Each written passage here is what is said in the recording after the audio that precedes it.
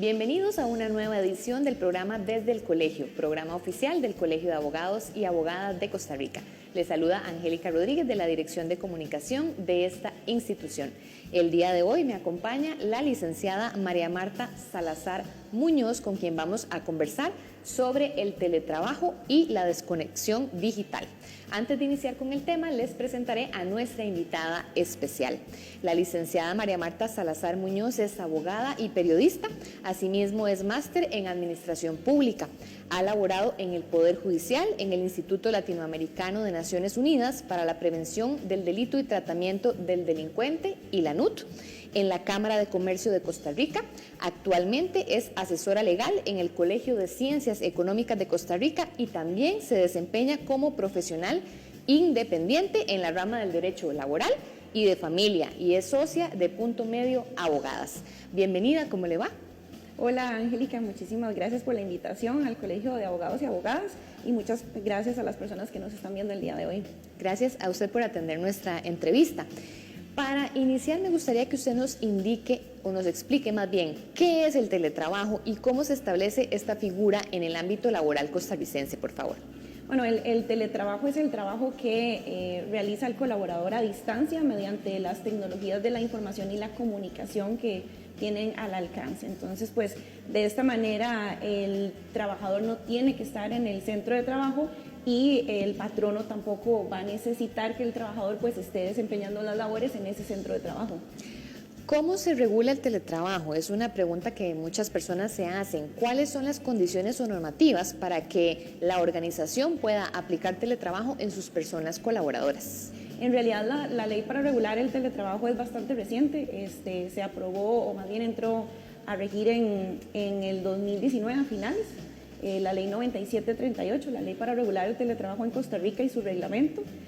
Antes habían guías prácticas para regular el teletrabajo, sin embargo, bueno, por dicha, antitos de la pandemia entró a regir esta ley y también cada trabajador, pues, dependiendo de la organización en la que trabaje, va a tener políticas internas que haga esa empresa o institución.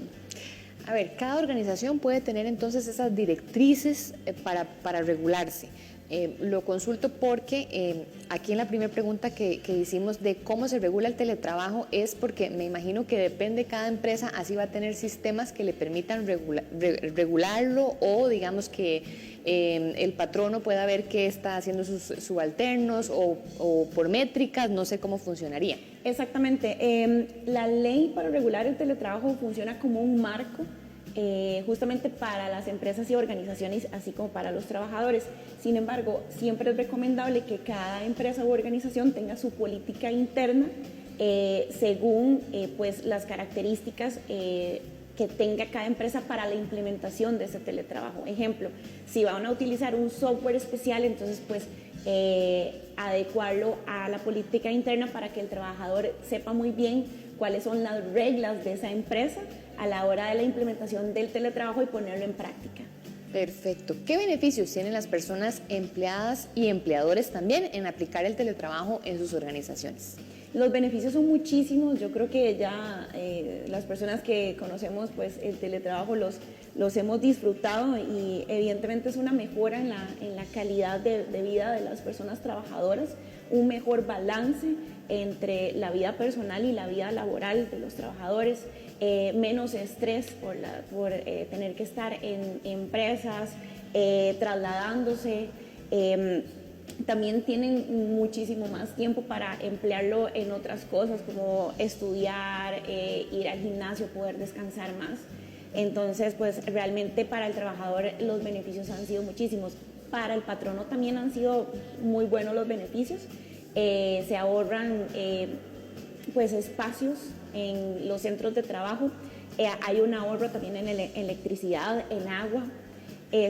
Tienen los patronos también un beneficio muy bueno y es que hay menos ausentismo por parte de los trabajadores, hay menos rotación de personal, los trabajadores ven esto como un beneficio, incluso esto es muy curioso porque ahora los trabajadores llegan a una entrevista de trabajo y preguntan, ¿hay teletrabajo? No, bueno, ok, me voy. O por lo menos cuántos días de teletrabajo me dan. ¿Por qué? Porque ahora el trabajador no es que sea vago como muchas personas creen, sino que simplemente el trabajador le ha dado un valor muchísimo de mayor peso al tema del balance entre calidad de vida y trabajo. Recordemos que no todo es trabajo, y además, si un trabajador, por ejemplo, tiene una mayor calidad de vida, puede ir a hacer ejercicio, que eso mejora evidentemente hasta el sistema inmunológico, se enferma menos, al final termina siendo un trabajador feliz y hasta puede ser más productivo en el trabajo y eficiente, incluso para la ciudadanía, porque hay menos tráfico circulando, ¿verdad? Menos vehículos circulando, hay menos contaminación de CO2, entonces al final también se traduce en un bienestar para toda la ciudadanía. Bueno, esos son muchísimos de los beneficios, tanto para los trabajadores como para los empleadores. Sin duda la pandemia vino a acrecentar, o más bien, bueno, a obligarnos incluso, ¿verdad?, por bastante tiempo a hacer teletrabajo. Pero también parte de este tema es el derecho a la desconexión digital, porque también se ha notado, se ha visto que ya que los patronos ven que todo puede hacerse de manera digital, pues entonces tal vez están entrando WhatsApps o llamadas o pedidos a deshoras después de que ya el trabajador o trabajadora no está en su horario laboral, o lo que no son horas hábiles. Entonces, ¿también existen desventajas de teletrabajar, o cuál sería ese límite que tiene que tener un trabajador y trabajadora, y también el límite que debe tener su patrón a la hora de decir, bueno, se trabaja hasta esta hora y ya después hasta el día siguiente, ¿verdad? Sí, los riesgos del teletrabajo existen, son más los beneficios que los riesgos. Sin embargo, cuando no se respetan los límites de la jornada laboral del trabajador, ahí es donde hay todavía más riesgos. Por ejemplo, la tecnofatiga, que es estar tanto tiempo, ¿verdad?, en contacto con tecnologías de la comunicación, de la información, estar tanto tiempo conectado al celular, a la computadora, a la tablet. También eso que mencionabas, ¿verdad?, del derecho a la desconexión, que muchos trabajadores pues lamentablemente no se les respeta ese horario, y entonces pues empiezan a tener problemas del burnout, ¿verdad?, del síndrome del trabajador quemado. Y también otro de los riesgos que podríamos hablar es que hay algunas personas que no logran acomodarse al teletrabajo, pero a esas personas perfectamente se les podría dar un acomodamiento, un acompañamiento. ¿A qué me refiero cuando no se logran acomodar? Me refiero a que no logran adecuar el horario, adecuar las condiciones también del teletrabajo en su casa, entonces trabajan, qué sé yo, acostados en una cama, empiezan a tener problemas de espalda. Esos son los menos, o que pues no lograron tampoco acomodarse a un horario, o empezaron a tener muchísimas distracciones en la casa. Pero también conozco muchísimos casos de personas trabajadoras que más bien en sus centros de trabajo es donde tienen las distracciones. Exactamente. Entonces, pues al final los riesgos son muy pocos versus los beneficios que genera el teletrabajo. Sí, y lo que mencionas es muy importante, porque tal vez el teletrabajo no es para el 100% de las personas. Hay gente que son muy poquitas, como lo acaba de indicar, licenciada, pero hay ese porcentaje poquito que dice, a mí no me gusta teletrabajar. Y uno, pero se evita las presas y todo lo que estamos hablando, pero sí, también tendría que respetarse eso, que tal vez no sea obligatorio para claramente las personas, o ese porcentaje que no se sienten cómodos en casa y que sí les gusta o están acostumbrados al ambiente laboral, que son más sociables y que necesitan tener gente alrededor, no sé, ¿verdad? También tomar en consideración eso. El teletrabajo de todas maneras es un acuerdo voluntario entre las partes, a no ser que usted ya haya sido contratada por la modalidad de teletrabajo. Sin embargo, pues sí, hay casos de personas que lamentablemente pues no tienen las condiciones en su casa para realizar el teletrabajo, pero como digo, son menos. De acuerdo. Bien, en estos momentos vamos a hacer una pequeña pausa comercial y ya casi regresamos con ustedes.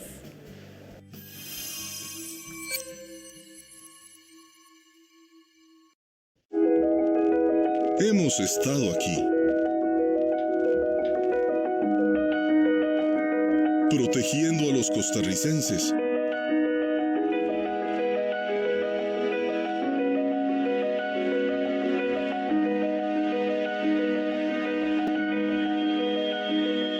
cuando más nos necesitan. Trabajamos por Costa Rica. Gracias por continuar con nosotros en el programa Desde el Colegio, programa oficial del Colegio de Abogados y Abogadas de Costa Rica. En esta ocasión me encuentro conversando con la licenciada María Marta Salazar sobre el tema de teletrabajo y la desconexión digital. Licenciada, ahora entonces explíquenos por favor bien, desde el punto de vista legal, ¿qué es el derecho a esa desconexión digital que hablábamos antes del corte? Sí, el derecho a la desconexión digital es el derecho que tienen los trabajadores a no contestar llamadas, mensajes o solicitudes después de su jornada laboral. Entonces, si el patrono intenta contactarle fuera de la jornada laboral, entonces el trabajador perfectamente puede ignorar esos mensajes o llamadas, salvo situaciones imprevistas o urgentes, que lamentablemente quedó muy abierto, pero va a tener que ser regulado este tema de situaciones imprevistas y urgentes por medio de la jurisprudencia. Ok, licenciada, ahora lo ideal, por supuesto, es que no se den estas situaciones, pero ¿qué pasa si un trabajador indica que ya son muchas las ocasiones o que ya es recurrente que su patrono siempre después de la jornada laboral le llama, le escribe, ¿verdad? Se enoja porque no le contesta? Entonces, o sea, podemos indicar que no es por una emergencia porque es ya todos los días o casi que siempre. ¿Qué podría hacer ese trabajador? Claro, perfectamente en un caso como ese que usted indica, yo consideraría que podría ser hasta catalogado como acoso laboral, ¿verdad? Cuando está un patrono contactando también a un trabajador fuera de su jornada laboral, se podría ver como un tema de acoso si es repetido y sostenido en el tiempo. Licenciada, ¿cuál es la relación entre la desconexión digital y las mujeres en relación a sus funciones dentro de la sociedad y el hogar? Sí, el tema del derecho a la desconexión y la mujer es todo un tema porque históricamente las mujeres han tenido una recarga en sus labores, no solo en el trabajo, sino cuando salen del trabajo y se dirigen a sus casas, tienen que cuidar muchas veces a sus hijos, tienen que encargarse de las labores del hogar, incluso cuidar hasta personas enfermas y demás. Esto es lo que históricamente es la recarga del trabajo que hemos tenido nosotras las mujeres. Entonces, evidentemente, con el tema del derecho a la desconexión, para ellas ha sido todavía más difícil llevarlo a cabo porque simplemente vuelven a trabajar o tener otra jornada cuando llegan a sus casas. Entonces ha sido muy difícil, según Naciones Unidas, pues aplicar la desconexión digital del todo para las mujeres quienes han tenido esta recarga. Ahora, antes del corte mencionabas el síndrome de burnout y también hablaste de otro peligro. No sé si hay algún otro de los peligros cuando no aplicamos la desconexión digital y es en exceso la tecnología casi que continua, 24/7. Vamos a ver, le voy a contar un caso muy particular y este es el ejemplo de varios casos que ya los abogados laboralistas hemos visto en la práctica. Este no fue hace mucho y la persona todavía está teniendo secuelas justamente de un tema de burnout que no se ha podido recuperar.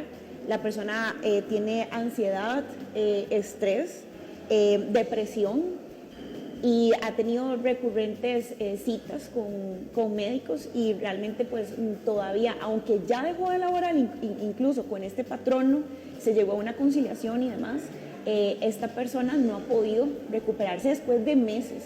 Entonces esos son los riesgos asociados a si te da un síndrome de trabajador quemado. Eso es cuando ya usted simplemente no dio más y es una fatiga extrema y usted ya no volvió a ser la misma persona hasta que tomé un break muy largo y no, ¿verdad? No tiene tampoco un tiempo de recuperación. Entonces yo creo que a veces hablamos de esto de una manera muy light o ligera, ¿verdad? No lo tomamos en serio, los patronos no se lo toman en serio, las personas que están cargadas de trabajo saben que lo están, saben que no se sienten bien, pero tampoco se lo toman en serio para acudir a atención médica y cuando a veces llegan a recurrir ya a la atención médica es muy tarde y cuesta muchísimo más recuperarse al respecto. Entonces realmente son cosas que hay que tomarse en serio, hay que ponerse incluso límites a uno mismo también. Y a veces también es muy difícil ponerle límites al patrono porque muchos trabajadores tienen miedo de ser despedidos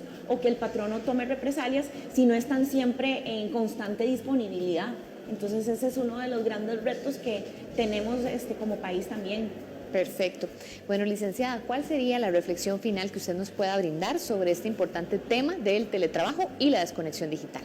Bueno, definitivamente es importante tomar en cuenta que el tema de la desconexión digital y el teletrabajo tiene que ser un tema que aborden tanto el Estado como las empresas. Se deben realizar políticas internas dentro de las empresas también para garantizar el derecho a la desconexión de los trabajadores. Recordar que los trabajadores no son máquinas, son personas, que las empresas deben cuidarlas y que las personas, los trabajadores que estén contentos, eso se traduce en un buen clima laboral. Que al final también son trabajadores felices porque tienen un balance, porque se sienten agradecidos y van a devolverlo también con una excelente productividad y eficiencia en las empresas. Yo realmente considero que hay que hacer una conciencia a nivel país de estos temas y al final el activo más importante que tiene una empresa es el trabajador definitivamente y es lo que hay que cuidar, Angélica. Así es, y como en todo, pues no caer en extremos, ¿verdad? Definitivamente los extremos son malos, así que pues cuidar la salud, que es lo primero, y por supuesto también puedes rendir bien a nivel laboral. Muchísimas gracias, licenciada. Gracias a ustedes por la invitación. Muchas gracias a ustedes por acompañarnos una semana más. Les recuerdo que puede observarnos a través de nuestros canales Facebook y el canal de YouTube. Hasta la próxima semana.